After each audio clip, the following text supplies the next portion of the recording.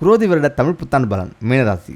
அடுத்தவர்கள் கையை எதிர்பார்க்காமல் நம் உழைப்பால் முன்னேற வேண்டும் என்ற சிந்தனை உடைய மீனராசி அன்பர்களே, உங்களுக்கு இந்த குரோதி வருடம் எப்படி அமையும்? ஆம், ராசிக்கு சுகத்தானமான மிதனத்தில் இந்த ஆண்டு பிறப்பதால் சின்ன சின்ன கனவுகளும் நனவாகும். தள்ளிப்போன காரியங்கள் எல்லாம் சாதகமாக முடியும். விஐபிகள் நண்பர்களாக ஆவார்கள். வீட்டை புதுப்பிப்பது அல்லது கூடுதலாக ஒரு தளம் கட்டுவது என்பது குறித்து திட்டமிடுவீர்கள். தாயாரின் உடல்நிலை மேம்படும். ஒரு சொத்தை விட்டுவிட்டு மறு சொத்து வாங்குவீர்கள். பழைய வாகனத்தை மாற்றி புதிய வாகனம் வாங்குவீர்கள். சுக்கிரன் மற்றும் புதன் சாதகமாக இருக்கும் நேரத்தில் இந்த குரோதி வருடம் பிறப்பதால் செயலில் வேகம் கூடும். மனதில் அமைதி உண்டாகும். பேச்சில் கனிவு பிறக்கும். பிள்ளைகள் எதிர்காலம் குறித்து திட்டமிடுவீர்கள். கலைஞர்களின் படைப்புகள் வெளியாகி பாராட்டுகள் கிடைக்கும். உங்களை பற்றிய நல்ல அபிப்பிராயம் உறவினர் நண்பர்கள் மத்தியில் அதிகரிக்கும். உடன்பிறந்தவர்களின் கோபம் குறையும். இதில் முக்கியமாக 34/2024 வரை குரு பகவான் உங்கள் ராசிக்கு தனஸ்தானத்தில் அமர்ந்திருப்பதால் மகிழ்ச்சியான சூழ்நிலை உண்டாகும். பணவரவு உண்டு. கணவனைக்குள் நெருக்கம் உண்டாகும். திருமணம், சீமந்தம், கிரக பிரவேசம் போன்ற சுப நிகழ்ச்சிகளால் வீடு களை கட்டும். உடல் நலம் சீராகும். அழகு இளமை கூடும். பழுதாய் கிடந்த வாகனம், மின்னணு, மின்சார சாதனங்களை மாற்றுவீர்கள். நீண்ட நாட்களாக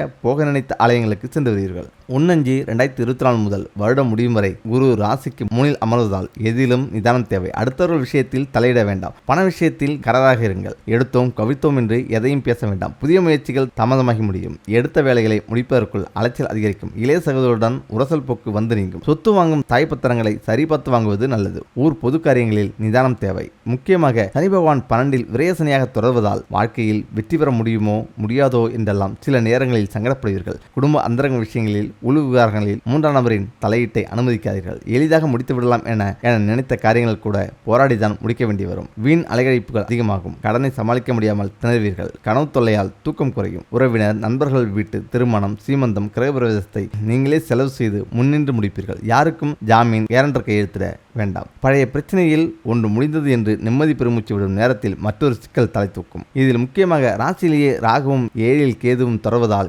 எளிதில் செரிமானமாகும். உணவுகளை உட்கொள்ளுங்கள். உடம்பில் இரும்பு, சுண்ணாம்பு சத்து குறையும். பச்சைக்கீரை, காய்கனிகளை அதிகம் சேர்த்துக் கொள்ளுங்கள். அவ்வப்போது முன்கோவப்படுவீர்கள். சர்க்கரையின் அளவை சரிபார்த்துக் கொள்ளுங்கள். சாப்பாட்டில் உப்பை குறைத்துக் கொள்ளுங்கள். மருத்துவரின் ஆலோசனையின்றி எந்த மருந்தையும் உட்கொள்ள வேண்டாம். உணவு விஷயத்தில் கட்டுப்பாடு அவசியம். தினசரி நடைப்பயிற்சி, உடற்பயிற்சி மேற்கொள்வது நல்லது. குடும்பத்தில் குழப்பம் வராமல் பார்த்துக் கொள்ளுங்கள். கணவனைக்குள் ஈகோவால் சண்டை பிடிக்கும். மனம் விட்டு பேசி முடிவுகள் எடுப்பது நல்லது. வாழ்க்கை துணையின் ஆரோக்கியத்தில் அக்கறை காட்டுவது நல்லது. பணம் கொடுக்கல் வாங்கல் விஷயத்தில் கவனம் தேவை. 1/8/2024 முதல் 26/8/2024 வரை சுக்கிரன் 6இல் அமர்வதால் அந்த காலகட்டத்தில் கணவனைக்குள் சந்தேகத்தால் சின்ன சின்ன வாக்குவாதங்களும் வரக்கூடும். வாழ்க்கை துணைக்கு சிறு அறுவை சிகிச்சையும் வந்து போக வாய்ப்பு இருக்கிறது. வியாபாரம், பழைய தவறுகள் நிகழ்ந்து விடாத வண்ணம் பார்த்துக் கொள்வீர்கள். இழப்புகளை சரி செய்வீர்கள். மாறுபட்ட அணுகுமுறையால் லாபம் ஈட்டுவீர்கள். தள்ளிப்போன ஒப்பந்தம் கையெழுத்தாகும். வேலையாட்கள் பொறுப்பாக நடந்து கொள்வார்கள். சில சொந்த இடத்துக்கே கடை மாற்றுவார்கள். இங்கிதமாக பேசி வாடிக்கையாளர்களை கவருவீர். இடவசதி இல்லாமல் தவித்துக் கொண்டிருந்தவர்களுக்கு மக்கள் நடமாட்டம் அதிகம் உள்ள மெயின் ரோட்டுக்கு கடை மாற்றீர்கள். பதிப்பகம், போர்டிங், லாட்ஜிங்,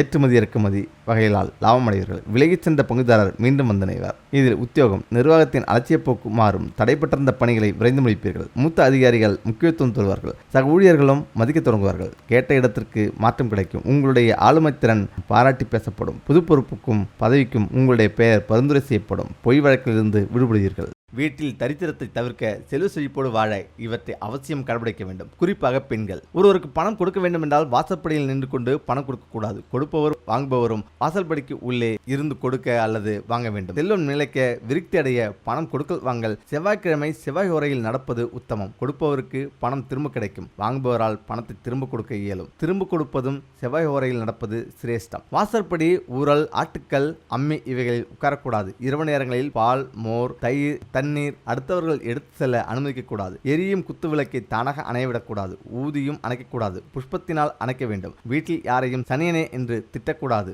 எழவு என்றும் கூறக்கூடாது. அதிகமாக கிழிந்த துணிகளை உடுத்தக்கூடாது. துணிமணிகளை உடுத்திக்கொண்டே தைக்கக்கூடாது. உப்பை தரையில் சிந்தக்கூடாது. அரிசியை கழுவும் போது தரையில் சிந்தக்கூடாது. உங்கள் வீடுகளில் லட்சுமி கடாட்சம் தழைத்து செல்வம் பெருக வெற்றிலை, வாழை இலை இவைகளை வாடவிடக்கூடாது. வெற்றிலையை தரையில் வைக்கக்கூடாது. சுமங்கலிகள் பூரண கும்பம், மஞ்சள், குங்குமம், திருமண், சூரணம், கோலம், சந்தனம், வாழை, மாவிலை தோரணம், வெற்றிலை, திருவிளக்கு, யானை, பசு, கண்ணாடி, உள்ளங்கை, தீபம் இவை அனைத்தும் லட்சுமிக்கு மிகவும் பிடித்தது. செல்வம் நிலைத்து நிற்க நமது வீடுகளில் வெள்ளைப்புறாக்கள் வளர்க்கலாம். சங்கு, நெல்லிக்காய், பசுசாணம், கோஜலம், தாமரைப்பூக்கள், சுத்தமான ஆடைகள் வீட்டில் இருப்பது சுபம். காலை எழுந்தவுடன் தனது உள்ளங்கைகள், பசு, கோயில் கோபுரம், இறைவனின் திருவுருவப் படம் இவற்றை பார்க்க வேண்டும். தினசரி விளக்கேற்றுவது சிறப்பு. செவ்வாய் மற்றும் வெள்ளிகளில் 5 முகம் கொண்ட விளக்கேற்றுவது இன்னும் சிறப்பு. விளக்கை அமர்த்துதல் அல்லது மலையேறுதல் என்றுதான் சொல்ல வேண்டும். அணைப்பது என்ற வார்த்தையை உபயோகிக்கவே கூடாது.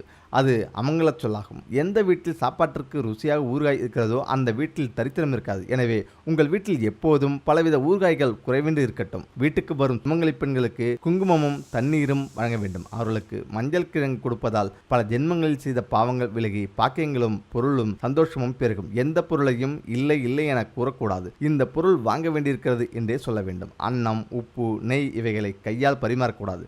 கரண்டியால் மட்டுமே பரிமாற வேண்டும்.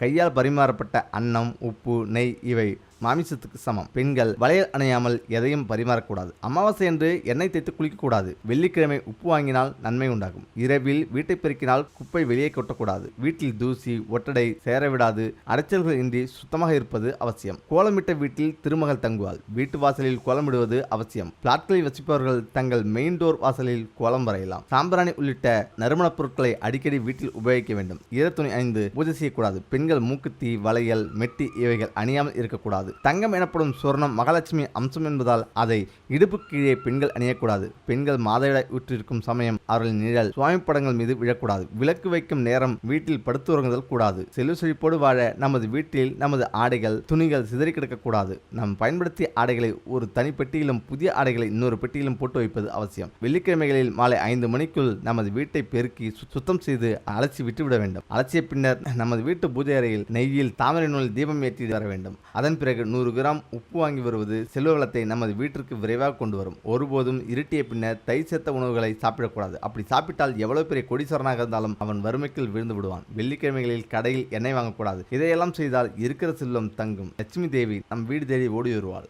பணம் பல மடங்கு பெருக வேண்டுமா? வெளிநாடுகளில் செய்யும் ரகசியம் இதுதான். நாளுக்கு நாள் விஞ்ஞானம் அசுரவேகத்தில் ஒருபுறம் வளர்ச்சியடைந்து கொண்டிருந்தாலும் இன்னொரு பக்கம் மூட நம்பிக்கைகளும் மூட பழக்கங்களும் விஞ்ஞானத்துடன் போட்டி போட்டுக்கொண்டு வளர்ச்சியடைந்து கொண்டுதான் இருக்கிறது. மூட நம்பிக்கைகளுக்கு உதாரணம் சொல்வதென்றால் இன்னார் முகத்தில் ராசி என்று நினைத்து கொண்டிருப்பது, புதிய வீட்டுக்கு வாஸ்து செய்யும் நாள் என்று கோழி அல்லது ஆடுகளை பலி கொடுப்பது, இப்படி வரிசையாக மூட நம்பிக்கைகளுக்கு இன்று முழுவதும் உதாரணம் சொல்லிக் கொண்டே போகலாம். இந்த மாதிரியான மூட நம்பிக்கை இந்தியாவில் மட்டும்தான் இருக்கிறதா என்றால் இல்லை என்றுதான் கூற வேண்டும். ஆம், இந்த மாதிரியான மூட நம்பிக்கைகள் உலகம் முழுவதிலும் உள்ள எல்லா நாடுகளிலும் எல்லா இடங்களிலும் காணப்படுகிறது. அவ்வளவு ஏன் உழைப்புக்கு பெயர் போன ஜப்பான் நாட்டு மக்களிடையே கூட சில மூட நம்பிக்கைகள் இருக்கிறது என்றால் பார்த்துக் கொள்ளுங்கள். ஜப்பான் நாட்டு மக்களிடையே ஒரு வினோதமான வழக்கத்தில் உண்டு. பாம்பு கறியை கண்ணா பின்னாவென்று வெட்டும் ஜப்பானியர்களுக்கு பாம்பு தோல் என்பது மிகவும் புனிதமான பொருளாகும். பாம்பு தோலை சிறு சிறு துண்டுகளாக வெட்டி மணிப்பரிசிலும் வீட்டில் பணம் வைக்கும் பீரோக்களிலும் வைத்துக் கொள்கிறார்கள். அப்படி வைத்துக் கொண்டால் பணம் பெருகி பல மடங்கு ஆகிக்கொண்டே இருக்கும் என்பது அவர்களின் நம்பிக்கை. அதுவும் வெள்ளை பாம்பின் தோல் என்றால் இன்னமும் ஸ்பெஷல். எவ்வளவு விலை கொடுத்தும் வாங்க ஜப்பானியர்கள் தயாராக இருப்பார்கள். உழைப்புக்கு பெயர் போன ஜப்பானிய மக்களிடையே இப்படி ஒரு மூடநம்பிக்கை இருப்பது விந்தையிலும் விந்தை. கொரியா நம்மவர்கள் முக்கியமான வேலைக்காக வீட்டை விட்டு வெளியே கிளம்பும் போது பூனை குறுக்கே வந்து விட்டால் அவ்வளவுதான், மீண்டும் வீட்டுக்குள் வந்து தண்ணீர் அருந்தாமல் மீண்டும் வெளியே செல்ல மாட்டார்கள். இதே போல கொரிய நாட்டு மக்களிடமும் ஒரு வித்தியாசமான பழக்கம் உண்டு. என்னவென்றால் முக்கியமான வேலை நிமித்தமாக வெளியே செல்லும் போது காகத்தை பார்த்து விட்டார்கள் என்றால் அவ்வளவுதான், அப்செட்டாக ஆகிவிடார்கள். மீண்டும் வீட்டுக்குள் வந்து அமர்ந்துவிட்டு சிறிது நேரம் கழித்துதான் செல்வார்கள் என்றால் பார்த்துக் கொள்ளுங்கள். பிரேசில் நாட்டை எடுத்துக்கொண்டால் அங்கு ஒரு வித்தியாசமான பழக்கம் வழக்கத்தில் உண்டு. அங்கே எந்த ஹோட்டலுக்கு சென்று காப்பி அல்லது டீ கேட்டீர்கள் என்றால் கப்பை எடுத்துக்கொண்டு முதலில் அதில் சர்க்கரையை தான் போடுவார்கள். பிறகுதான் தேயிலை தூள், டிகாஷன் மற்றும் பால் சேர்ப்பார்கள். மறந்தும் கூட கப்பில் முதலில் பாலையோ அல்லது டிகாஷனையோ ஊற்ற மாட்டார்கள். காப்பியோ அல்லது டீயோ தயாரிக்கும் போது முதலில் சர்க்கரை போட்டால் பணம் நம்மிடம் வந்து குவியும் என்றும், அவ்வாறு இல்லாமல் இறுதியில் சர்க்கரையை போட்டால் நம்மிடம் இருக்கும் எல்லா பணமும் நம்மை விட்டு போய் நாம் ஏழைகள் ஆகிவிடுவோம் என்பதும் அங்கே காலங்காலமாக வழக்கத்தில் இருந்து வரும் ஒரு நம்பிக்கையாகும். தெரியாதனமாக அங்கே டீ அல்லது காப்பி தயார் செய்கையில் சர்க்கரை அல்லாமல் வேறு எதையும் போட்டோமானால் அடித்து துவைத்து விடுவார்கள். மெக்சிகோ நம்ம ஊரில் நரிக்கும்பு விற்கும் நரிக்குறவர்களைப் போல மெக்சிகோ நாட்டில் மிகவும் பிரபலமானவர்கள் முயலின் வால் மற்றும் தோல் விற்பவர்கள் ஆவார். காரணம், வீட்டில் முயல் தோலோ அல்லது வாளோ இருந்தால் அவ்வீட்டில் வசிப்பவர்கள் எல்லோருடைய முயற்சிகளும் எந்த தடையும் இல்லாமல் வெற்றியடைந்து சிறப்பாக வாழ்வார்கள் என்பது மெக்சிகோ நாட்டு மக்களின் அசைக்க முடியாத நம்பிக்கையாகும். பணப்பையை பணம் ஏதும் இல்லாமல் யாருக்கும் கொடுக்கக்கூடாது என்றும், அப்படி கொடுத்தால் அந்த பையில் பணம் தங்காது என்பதும் ஹவாய் தீவு மக்களின் நம்பிக்கை.